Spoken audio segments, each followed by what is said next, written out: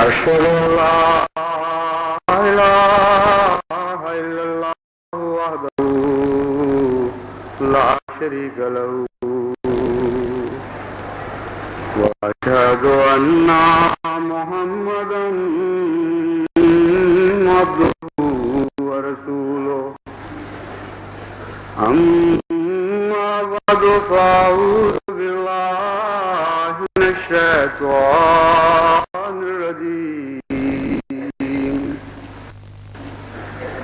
بسم الله الرحمن الرحيم الحمد لله رب العالمين الرحمن الرحيم مالك يوم الدين إياك نعبد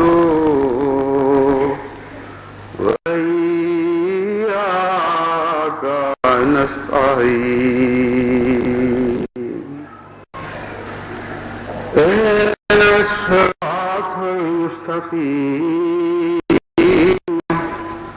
صراط الذين أنعمت عليهم غير المغضوب عليهم ولا الضالين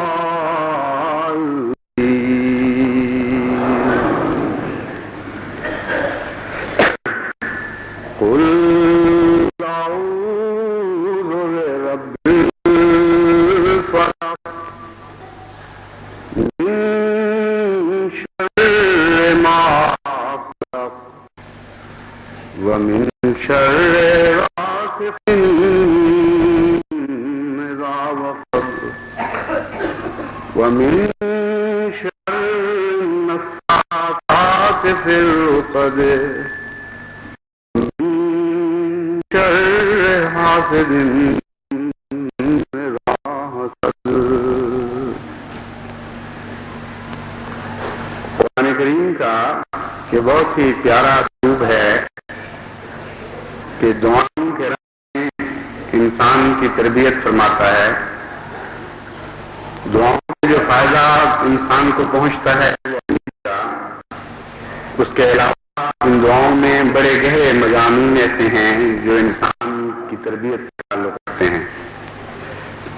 اس کے ذہن اور اس کے قلب، اس کی فکر اور اس کے جذبات کو توازن بخشتے ہیں، اور وہ غلطیاں جن میں انسان مختلف جذبات اور مختلف مواقع پر مبتلا ہو جایا کرتا ہے، ان غلطیوں کی نشاندہی کرتے ہیں اور ان ٹھوکروں سے بچاتے ہیں. یہ آیات سورہ فلق کی جو میں نے تلاوت کی ہیں، ان میں بھی ایسی ہی بہت پیاری بات سکھائی گئی اور ایک ایسے مضمون سے انسان کو آگاہ کیا گیا کہ اگر اس سے باخبر رہے تو ترقیات اور فضلوں اور رحمتوں کے وقت بے خوف نہ ہو، اور جتنے دنیا کی نظر میں خوف ہیں ان خوفوں کے وقت مایوس نہ ہو.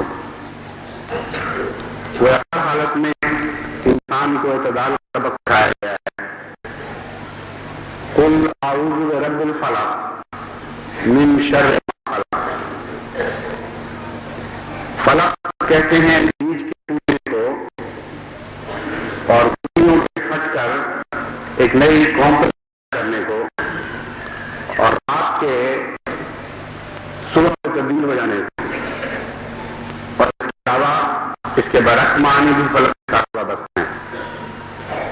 اللہ تعالیٰ قرآن کریم میں فرماتا ہے ان اللہ خالق الحب والنوا یخرج الحی من المیت ومخرج المیت من الحی ذالکم اللہ فانا تؤفکون.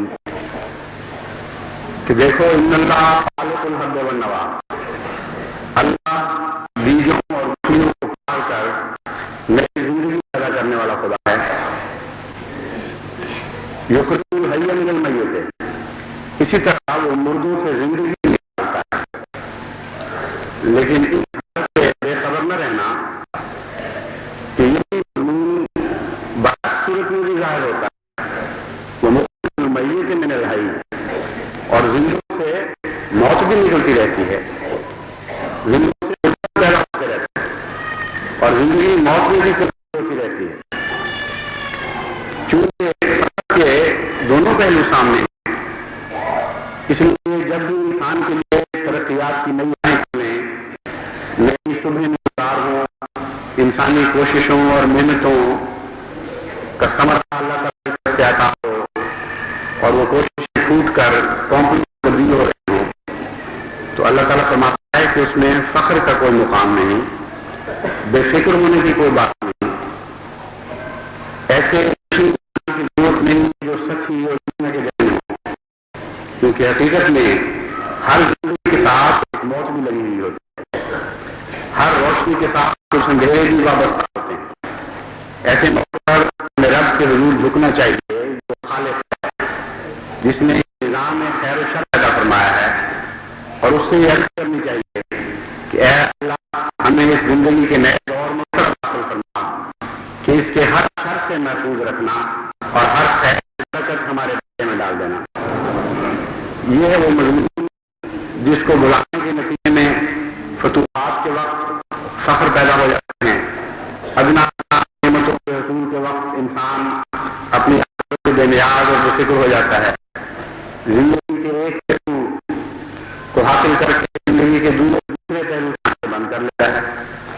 تھوڑی سی چیز نعمت اس کو ملے تو اس نعمت کے نتیجے میں وہ خود مالک بن بیٹھتا ہے اور خدا سے غافل ہو جاتا ہے، نتیجتاً اس شخص سے بے پرواہ ہو جاتا ہے جو نعمت کے ساتھ ملک ہوتا ہے۔ اگر نعمت کا صحیح استعمال ہو تو انسان شر سے بچ جاتا ہے، اگر غلط استعمال ہو تو شر کے بعد لعنت اس کا تعاقب میں آتا ہے۔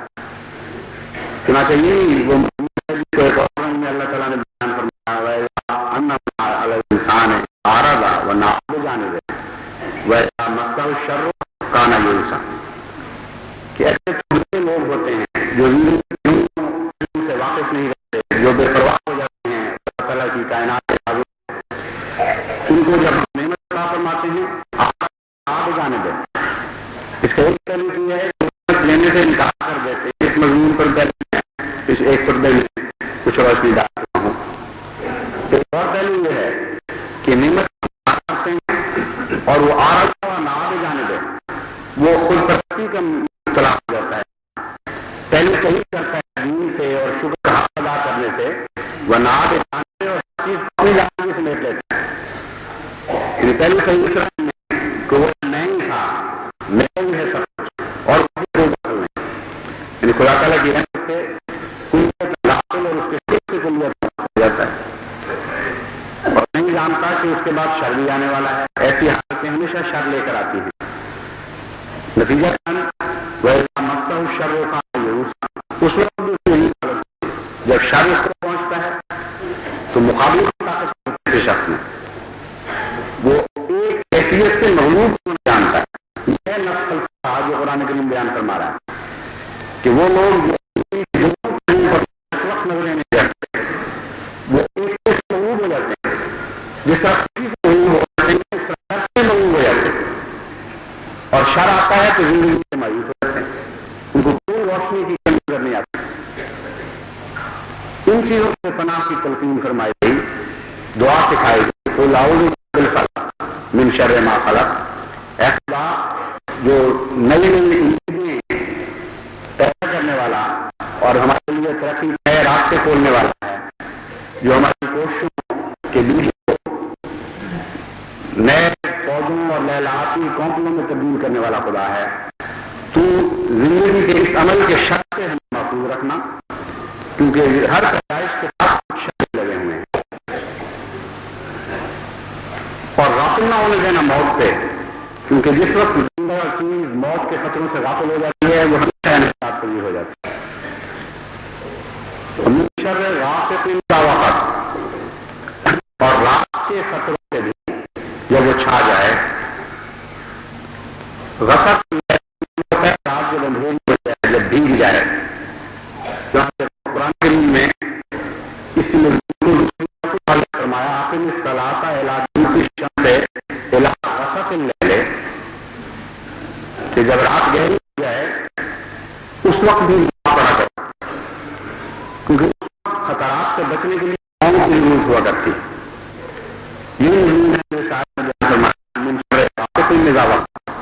اس وقت کھڑے ہو جائے کرو عبادت کے لیے اور کیا کرو کہ رات کے خطرات میں محفوظ رکھنا ایک صبح امید پیدا فرمائی، لیکن ہم جانتے ہیں کہ ہر صبح کا ایک رات بھی وابستہ ہوا کرتا ہے، تو صبح کے فضل تو لے کے آیا لیکن رات سے بھی ہمیں محفوظ رکھنا۔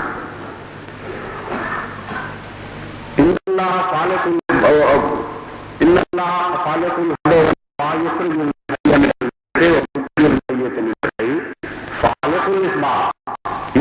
ہے جس کی طرف قرآن کریم میں خود اشارہ فرمایا، فالق الصباح وجعل اللیل سکنا والشمس والقمر حسبانا۔ فالق الصباح ہے لیکن ایک بات بھی کیا کرتے ہیں فلق کے بعد خدا کے مومن جو اس طرح کرنے والے ہیں، اس کی یاد میں وہ چلا جاتے ہیں، ان کی وہ رات سکینت لے کے آتی ہے اور بے چینی اور بے فکری کرنے والی ہوتی ہے، لیکن وہ لوگ جو اس نظام سے غافل ہوتے ہیں، اللہ کی یاد سے غافل ہو جاتے ہیں، وہ یاد کر لے کر جاتی ہے۔ تو فرمایا من شر غاسق اذا وقب، جب اندھیرے آئیں گے تو ان کے شر سے بھی ہمیں محفوظ رکھنا۔ اندھیروں کیا ہیں اس کا بھی ان آیات میں ذکر ہے، اور اندھیرے کس کس قسم کے آتے ہیں ان کا بھی ان آیات میں ذکر ہے۔ ایک اندھیرے تو وہ ہیں جو روشنی کے نتیجے میں ایک رد عمل کا ہے، ایک اندھیرے جو قانون کے مطابق دن اور رات کے عدل بدلنے کے نتیجے بین الناس کا مضمون لے کر آتے ہیں، یعنی ترقیات تو عطا ہوتی ہیں خدا، لیکن جو قومی ان ترقیات کا شکر ادا نہیں کرتی وہی دین کے لیے راتوں میں تبدیل ہو جایا کرتے ہیں، اور قوم کی تاریخ کا خلاصہ یہ ہے کہ کبھی وہ عروج حاصل کر رہی ہیں، کبھی زوال حاصل کر رہی ہیں، لیکن یہ تو ہے کہ یہ تبھی نظام کے طور پر ہمیں ملتا ہے، لازماً روشنی کے بعد اندھیرے میں آنا ہے، مگر قرآن کریم فرماتا ہے کہ وہ روشنیاں جو ہم مذہبی قوموں کو عطا کیا کرتے ہیں ان کے بعد اندھیرا لازم نہیں ہے، ہو سکتا ہے اور تمہارے اپنے اختیار میں ایک حد تک کہ ان روشنیوں کا زمانہ لمبا کر لو، کیونکہ اللہ تعالیٰ فرماتا ہے ان اللہ لا یغیر ما بقوم حتی یغیروا ما بانفسہم وَإِذَا أَرَادَ اللَّهُ بِقَوْمٍ سُوءًا مَّثَلًا، کہ خدا تعالیٰ نے ایک تقدیر بنا دی ہے، تقدیر ہے جو پل سکتی، لا یغیروا ما بقوم، جو نعمتیں کسی قوم کو عطا فرماتا ہے ان کو پھر تبدیل نہیں کیا جاتا، حتیٰ یغیروا ما بانفسہم، یہاں تک کہ وہ خود تبدیل ہونے لگتے ہیں، خود بلانے لگتے ہیں تباہی کو اور ہلاکت کو اور تنزل کو، اس وقت خدا کی اور تقدیر ظاہر ہوتی ہے اور ان کے اعمال کا نتیجہ ان کے سامنے پیش کیا جاتا ہے۔ وَإِذَا أَرَادَ اللَّهُ بِقَوْمٍ سُوءًا فَلَا مَرَدَّ لَهُ، پھر وہ فیصلہ کر لیتا ہے مبتلا کیا جاتا ہے تو اس فیصلے کو کوئی ٹال نہیں، لا مرد۔ تو یہ بھی اندھیرے ہوتے ہیں جو خدا کی عطا کردہ آتے ہیں، لیکن ان اندھیروں بندوں کا دخل ہے، وہ کوئی ایسا نظام نہیں ہے جو ٹالا نہیں جا سکتا۔ اس کے برعکس کچھ ایسے اندھیرے ہیں جو روشنیوں کے نتیجے میں آج خود پیدا ہو جاتے ہیں اور کافی پیدا ہوتے ہیں، ان کا قرآن کریم میں بڑی سی بات ہے، وہ اندھیرے ہیں ترقی کے نتیجے میں حسد کی پیداوار، اور وہ اندھیرے مومن کے خوشی کی تقدیر کے ساتھ ساتھ لازماً چلتے ہیں، وہ خدا کی طرف سے عائد کردہ اندھیرے نہیں بلکہ خدا کے دشمنوں کی طرف سے عائد کردہ اندھیرے ہیں۔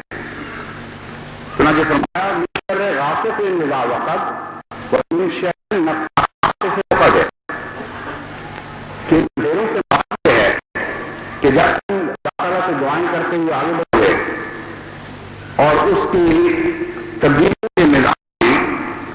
خیر سے تو برکت پانے لگو گے لیکن ہر شر سے محفوظ ہو گے، تو اس کے نتیجے میں دشمن کے اوپر ہو جائیں گے اور ان اندھیروں کے تم پر بھی اندھیرے کا کرنے کی کوشش کریں گے۔ نفاقات سے وقت تمہارے جو تعلقات قائم ہوں گے، جو تمہارے روابط پیدا ہوں گے، دنیا میں تم ہر جدید ہو گے، نئی قوم پیدا ہوں گے، ایسے تمام واقعات اللہ تعالیٰ فرماتا ہے کہ کچھ ایسے بھی ہوں گے اس کے نتیجے جو تعلقات کو چھوڑنے کے لیے، ان میں زہر ہونے کے لیے پھونکے ماریں گے۔ نفاقات کہتے ہیں پھونکنے والوں کو، ان جادو کرنے والیوں کو بھی نفاق کہا جاتا ہے، لیکن نفاق کا مطلب سانپ سے تعلق رکھتا ہے۔ چنانچہ جادو ہونے کا مطلب مستعار لیا گیا۔ اپنی یعنی سانپ جب زہر پھونکتا ہے کسی چیز میں، کس بولتا ہے، تو اس کو عربی میں نفاق کہتے ہیں۔ تو فرمایا ایک طرف زندگی کا انتظام کر رہی ہوں گی، دوسری طرف موت تھوکنے والے بھی پڑ جائیں گے، تو تمہارے تعلقات کی آنکھوں میں موت پر پھونکیں گے یا موت کا زہر بولنے کی کوشش کریں گے۔ اللہ تعالیٰ بتاتا ہے کہ یہ خطرات وابستہ ہیں، یہ وہ خطرات ہیں جن سے تمہاری تقدیر جو تمہارے مقدر میں ہیں ان کو کوئی ٹال نہیں سکتا۔ ہاں اگر تم دعائیں کرو گے تو ان خطرات کے مقابلے کے وقت شک سے محفوظ ہو، یعنی یہ راستے چل نہیں سکتی، لازم نہیں ہے۔ اندھیرے کی یہ پیداوار چلائیں بچنے لگیں، چور چکر ہو جائیں، یہ تو ایک ایسی قدرت خداوندی ہے جس کو کوئی بدل نہیں سکتا۔ فرمایا ایک چیز ہے جو ہمارے بات میں ہے کہ آپ چھوٹتے رہے ہوگا، اللہ ان کے شاخ کو محفوظ کر رہا ہے۔ یہ ہے جس کو حاصل کرنے کے لیے تم دعائیں کرو۔ پھر فرماتا ہے شر حاصل نگاہ سب، اگر کوئی ان تمام احتیاطوں کے بعد اللہ تعالیٰ کے فضلوں اور رحمتوں کے راستے پر آگے چلا جائے تو خدا اتنے بڑھائے گا اور شر سے اس کو محفوظ رکھتا چلا جائے گا کہ ہر قدم خیر کا ہوگا، ٹھوکر اور تنزل کا قدم ہوگا۔ جب اس مقام پر تم پہنچے تو ایک اور قسم کا تمہارے منتظر ہوگا، وہ حاسد کا حسد ہے۔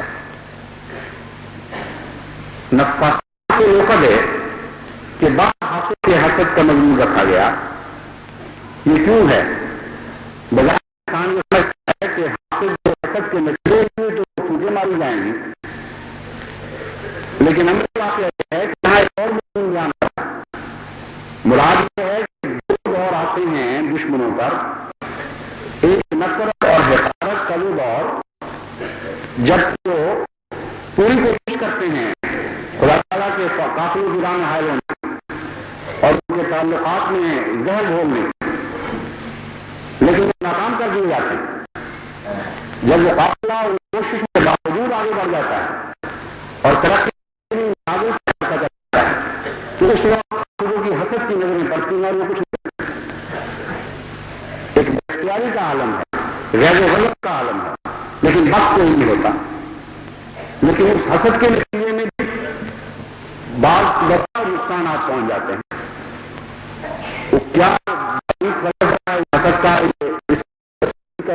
نہیں ہے، لیکن حسد انسان تاپ میں لگا رہتا ہے، بعد کے موقع بول میں تبدیل ہو جاتا ہے، ایسے میں تبدیل ہو جاتا ہے جو اس کی فطرت میں بولنے لگ جاتا ہے، بجائے اس کے آپ کے تعلقات میں کس بول ہے۔ جس طرح سانپ کو رکھنے کا موقع نہیں ملتا اور تیش میں ایسا ہو کہ میں نے ضرور رکھنا ہے، تو سارے سائنسدان جانتے ہیں جتنی زہر کی تھیلی رکھتی ہے اتنا ہی زیادہ زہر اس میں بھرتا جاتا ہے۔ تو کچھ ڈسنے والے سانپ ہیں جو ڈستے تھے اور اب کے باہر نکال پھینکیں۔ اللہ تعالیٰ فرماتا ہے ان کے شر سے تم اس کو تمہیں معقول رکھیے، تم جو خدا کے فضل ہیں ان فضلوں کو کر सकता, तुम कर सकते हो, अगर तुम ना बदलोगे तो मैं नहीं बदलूंगा।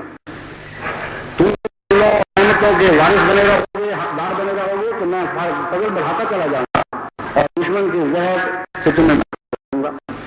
लेकिन कुछ असली ऐसे भी रह जाएंगे जिनका बस नहीं चलता, तो तरक्यात पर तुम्हें गामजन देखेंगे और अपने अंदर वो कस बोलने लगेंगे, अपने जहर को बढ़ाते चले जाएंगे।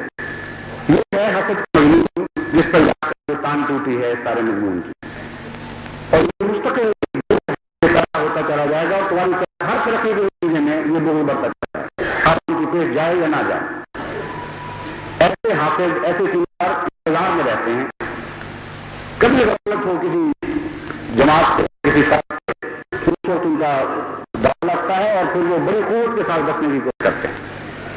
तो एक दफा बचने के बाद हमेशा के गाफिल नहीं हो जाना, समझना कि आगे मौत किसी के वैसे से भी इंतजार नहीं कर रहे, वो तो तुम्हारी पास में बैठी रहेगी और जितनी देर लगेगी उसको इंतजार में उतना ही उसका जहर बढ़ता चला जाएगा। इसलिए क़यामत तक के लिए हर दुश्मनी के शर से महफूज रखने की दुआ सिखा दी। कितना शान कलाम है, कोई एक पहलू भी बाकी नहीं छोड़ा जो तरक्यात की राह पर चलने वाली कौमों की पेश आ सकता है, जिसका करना पड़ता है। सबसे पहली बात जो फरमाई गई उसमें कुछ उसके नतीजे में कुछ जिम्मेदारियां भी पर अदा होती है। अल्लाह ताला फरमाता है कुल आऊज़ु बिरब्बिल फलक मिन शर्रि मा खलक। फालिक अल्लाह है, तुम समझते हो कि तुम्हारी कोशिशों के नतीजे में एक चीज पैदा हुई, लेकिन जान लो कि रब्बुल फलक सिर्फ खुदा है, कोई बात नहीं। अगर तुम ये जान लो कि खुदा ही है जो पैदा करने वाला है, तो झूठे तकब्बुर, झूठे फाखुर ये तुम्हें पैदा नहीं हो सकते। इनके साथ तो पैदा हो सकता है इस एहसास कि हमारी कुछ कोशिशें नहीं थी, फजल थे, लेकिन वो खोखली और हल्की बातें जो इन बातों को ना जाने, राजों को समझने वालों के दिल में पैदा हो जाती हैं मा हासिल के बाद, उन बातों से मोमिन महफूज रखा जाता है। मुझे इसका ख्याल 3 दिन पहले इस तरह आया कि जब मैं यहां पहुंचा तो लोगों ने तबन खुशी का इजहार किया। अल्लाह ताला ने खिदमत की तो कदा फरमाई थी और बड़ी मोहब्बत का इजहार बेख्तियार जुलूस और जज्बात फूट रहे थे दिलों से, कुछ नारे बनकर, कुछ पानी बनकर, कुछ वैसे शेरों से हो रहे थे।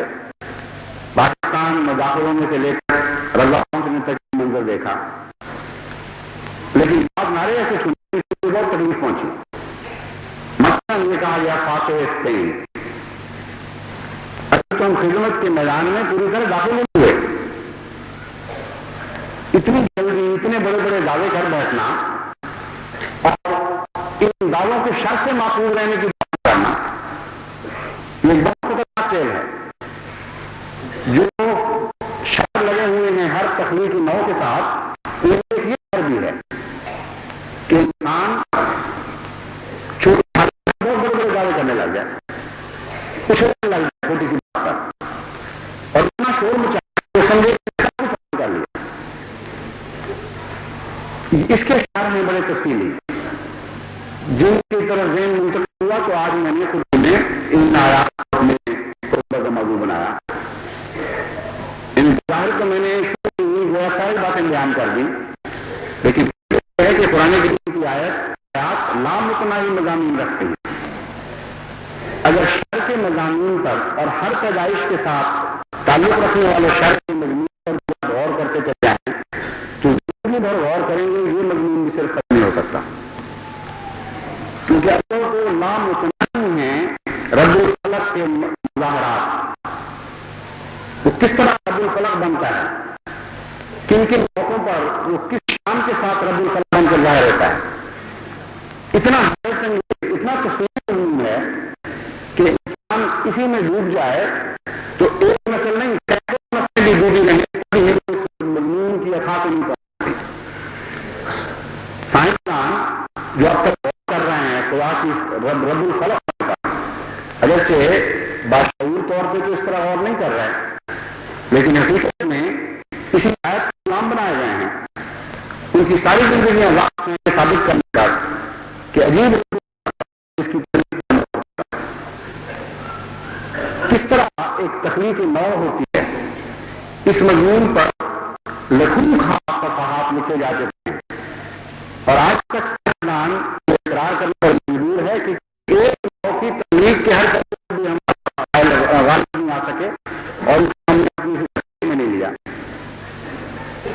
چھوٹے سے چھوٹے ذرے کی تخلیق بھی وہ ابھی تک نہیں ہوئے. علم اتنا کم ہے انسانی کہ خدا تعالیٰ کے رب الفلق میں مضمون کے ایک چھوٹے سے چھوٹے ذرے کے ساتھ علم پر بھی حاوی نہیں ہو سکا.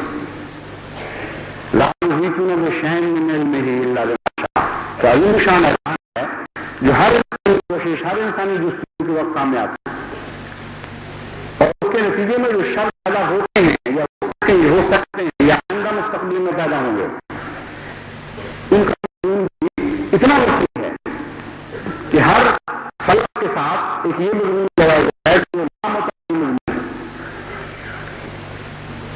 مسجد اسپین کے ساتھ جو صبح ہم نے دیکھی اللہ کے فضل میں جو ٹوٹی ہیں بلا شبہ ہمارے دل روشن ہو چکے ہیں. کوئی شک میں نہیں کہ ہم صبح کی نمازیں ادا کریں اور خدا کی ہم گیت گائیں اور گاتے چلے جائیں تب بھی یہ شکر کا حق ادا نہیں ہوگا. لیکن اس کے نتیجے جو بہت شر پیدا ہوتے ہیں ان سے بھی کی دعا ضروری ہے. فجر کی نماز ایک تو صبح سورج طلوع پہلے روشنی جانے ہونے پر لیکن یہ وہ نماز ہے جو ہر خلق کے وقت انسان کو پڑھنی چاہیے. وہ نماز ہے نماز انسان کے اندر ہو جاتی ہے. اس توجہ کی نماز کہ ہر نیا دور ہر نئی شان جو خدا نے ظاہر فرمائی ہے یہ اس کی رحمتوں کا نشان ہے. ہمیں اس لیے اس کا شکر ادا کرنا چاہیے اس کی حمد کرنی چاہیے. یہ ہے خیر فلک. ان فلک کا خیر کا پہلو اور شر کا پہلو یہ ہے کہ انسان اس کو اپنا سب کچھ سمجھے کہ ہم نے آخری بازی جیت لی ہے. تمام یہ ہم نے صبح دیکھ لی یہ اس کے بعد کسی اور چیز کی وہ ضرورت ہی نہیں رہی اور اس کے جو خطرات ہیں ان سے وہ واقع ہے. اس سوچ میں خطرات ہیں اس فکر میں خطرات مقصود ہیں جن کی طرف توجہ دلانا مقصود ہے. وہ خطرات دیکھیے کہ ایک انسان اگر چھوٹی چیز پر راضی ہو جائے اور سمجھے کہ میں نے مقصد حاصل کر لیا ہے تو اپنا قدم نہیں اٹھائے گا. اس راستے کے جو تقاضے ہیں محنت کی ان کو نہیں کرے گا. جذباتی طور پر اظہار کر کے بلند نعرے لگا کر وہ سمجھے گا کہ مطلب برائی ہو گئی آدمی یہ مزہ آ گیا سب کچھ حاصل. لیکن وہ جانتا ہے کہ اللہ تعالیٰ کے فضل ہیں اور اس کے نامتناہی فضل ہیں. ایک فلک اس کے قبضہ میں بے شمار اخلاق ہیں. ان تمام فلکوں کا وہ رب ہے. اس نے آج جو صبح ہمیں دکھائی ہے تو دوسری بھی دکھا سکتا ہے پرسوں تیسری بھی دکھا سکتا ہے. اور ایک نعمت پر راضی ہو کر بیٹھ رہے ہیں اللہ ہم اس نعمت پر راضی ہیں مگر اس معنی میں نہیں کہ ہم اسی بیٹھ رہے ہیں کیونکہ خدا کی نعمتیں نامتناہی ہیں اور اس نے کیا ہے ہمارا کچھ تھا ہی نہیں. جب فضل نے اس نے پیدا کیا ہے تو بلا وجہ کے بلا استحقاق کے یہ فضل فرما سکتا ہے تو اگلا کیوں اس طرح سے منتقل ہوتی ہے. انسان اپنی ذمہ داریوں سے غافل نہیں ہوتا اپنی کوشش سے غافل نہیں ہوتا. اور ویسے بھی دوسرا شرط یہ ہے کہ جو قومیں نابازیوں میں مبتلا ہو جائیں ان کے جذبات کی قوتیں ختم ہو جاتی ہیں. اگر جذبات کو روکا جائے تو وہ اعمال میں بھلا کرتے ہیں. اسی لیے صبر کی تعلیم ہے ہر نصیحت کے ساتھ کہ صبر اختیار کرنا کیونکہ صبر کے نتیجے میں اعمال کے ساتھ اصلاح ہوتی ہے. ٹھیک ہے خوشی کی بات یہ بھی جائز ہے اور ہوتا چلا آیا ہے کہ انسان نعرے بلند کرتا ہے لیکن نعرے بھی ایسی مناسب ہونی چاہیے جو آپ کے جذبات کو خالی نہ کر دیں انہیں نہ دیں بلکہ لامتناہی معانی کے जहान आपके दिलों में रोशन करने वाले नहीं हों। मसलन अल्लाह अकबर का नारा है, ऐसा जिम्मेशान नारा है कि अगर सारी कौमें इस नारे को बुलंद करके चली जाएं और फलक शिराफ नारे बुलंद करके चली जाएं, तब ये अल्लाह अकबर का मजमून खत्म नहीं हो सकता। हर तरक्की, हर बड़ाई है कि सबसे बड़ा और ना खत्म होने वाली बड़ाई है इसकी। जिसकी बड़ाई ना खत्म होने वाली हो उसके लिए ना खत्म होने वाले नारे लगते जाएं और कोई अंजाम नहीं है उन नारों का, कोई इख्तिताम नहीं है उन नारों का। इसी तरह हमें फतह फरमाता है तो फतह की पुनः को समझना चाहिए, समझना चाहिए कि फतह किसके तुफैल नसीब हुई, क्यों नसीब हुई। जहां तक पुराने करीम का मैंने किया है वहां किसी जुर्म की फतह कहीं रुकी। अव्वल से लेकर आखिर तक आप पुराने करीम का मुतालिया करें, बात करें, जिस तरह चाहें समझें, जिन डिक्शनरियों से फायदा उठा लीजिए, किसी इलाकाई फतह का पुराने करीम में मोमिन के लिए जिक्र नहीं। रूहानी फतूहात का जिक्र है, दीनी फतूहात का जिक्र है। हज़रत सल्लल्लाहु अलैहि वसल्लम को रहमतुल लिल आलमीन तो करार दिया गया, फातिह आलम करार नहीं दिया। हाँ, ये फरमाया कि वो इसलिए पैदा किया गया, इसलिए मबूस फरमाया गया ताकि तमाम अदियान बातिला पर फतह हो। इसलिए हमारी फतह चीन की फतह है, ना हिंदुस्तान की फतह है, ना यूरोप की फतह है, ना अमेरिका की फतह है, ना जापान की, ना चीन की, किसी एशियाई मुल्क की फतह नहीं, दुनिया के किसी जजीरे की फतह नहीं। हमारी फतह तो वही फतह है जो हमारे आका की फतह है, और वो फतह है कि उससे इसलिए मबूस पाया गया है कि तमाम इतने अजीम शान आका से वास्ता पड़ जाए, उसकी गुलामी का इंसान दम भरने लगे और फतेह सकीम पर राजी हो जाए। ये तो आप, और वो फतेह जो अभी आई ना हो, उसके आगाज के आसार जाहिर किए हैं अल्लाह की तरफ से अभी। इसलिए अपने अंदर तवाज़ुन पैदा फरमाएं, बाशऊर बने, बालिग़ नजर बने, इन दुआओं से सबक सीखें जो तवाज़ुन ज़हनी और फिक्री दुआएं आपको सिखाती हैं। गौर करके दुआएं किया करें और उस तवाज़ुन को हासिल करें, उस तवाज़ुन के लिए दुआ मांगा करें, फिर अल्लाह ताला आपसे बहुत बड़े काम लेगा। फिर आपकी फतूहात के दरवाजे नाम उतना ही है, उस वक्त तक आपकी फतूहात खत्म नहीं होगा जब तक दीन कुल्ले की कोई गुड़ी नहीं हो जाती। बस आप सल्लल्लाहु अलैहि वसल्लम फातिह अदियान बातिल हैं, ये ना होना चाहिए कि अल्लाह इस फातिह अदियान बातिल पर सलाम भेज और दुरूद भेज, जिसकी रहमतों और बरकतों से हम कदम आगे बढ़ा रहे हैं। उसके पहले हमें तो नेमत हो रही हैं, नेमतों पर आज हम खूब राजी हैं, लेकिन इन मानों में राजी नहीं होगी। तेरा वो जिसके साथ हम वाबस्ता हो गए, वो सारी उसकी जात के साथ वाबस्ता, जब तक वो हासिल नहीं करेंगे हम राजी नहीं होंगे। इसलिए रजा के दो माने, एक पहलू से हम हर हाल में राजी हैं, तो तब भी राजी हैं, तेरी तरफ से छोटी हो या बड़ी हो, लेकिन एक रजा है ऐसी जिसके बाद आगे कोई और ख्वाहिश पैदा नहीं होती।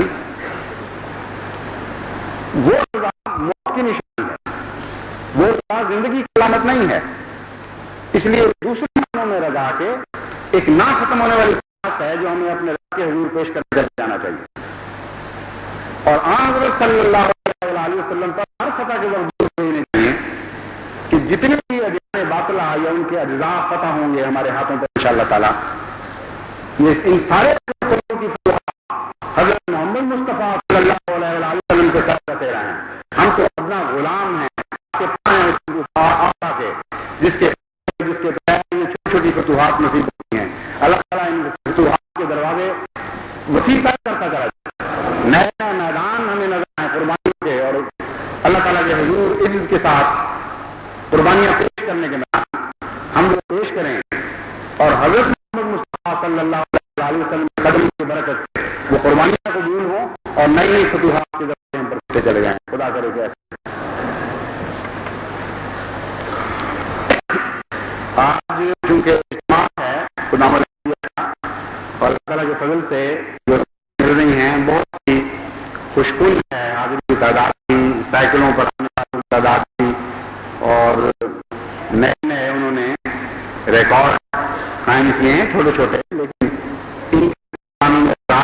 کہ ہر چھوٹی سی حرکت پر بھی ہونا چاہیے. ہم بہت آئی ہیں لیکن اس کے ساتھ ان چھوٹے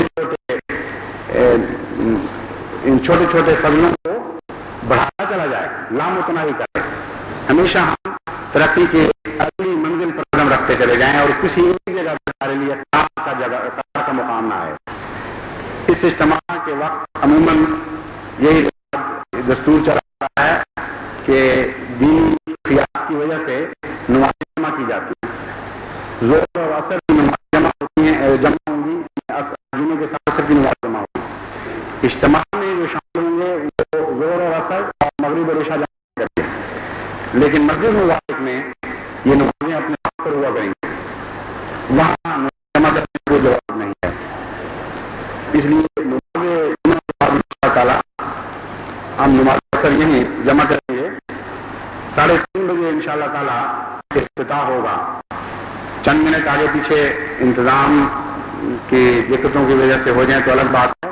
عموماً 3:30 یا 3:45 تک ان شاء اللہ تعالیٰ افتتاح ہو جائے گا. تو جو دوست شامل ہو سکتے ہیں اس میں شامل ہو.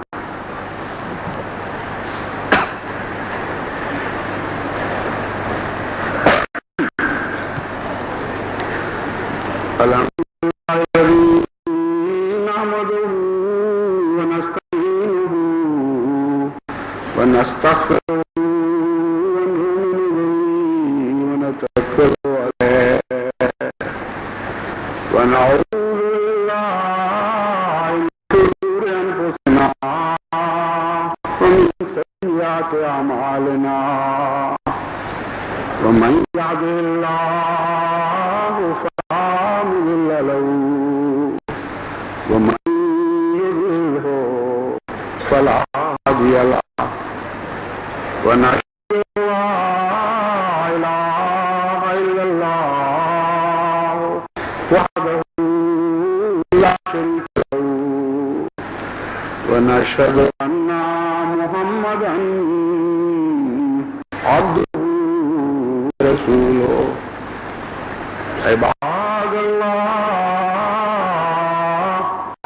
رحمكم الله إن الله يأمر بالعدل والإحسان وإيتاء ذي القربى وينهى عن الفحشاء والمنكر والبغي يعظكم لعلكم تذكرون. اذكروا الله يذكركم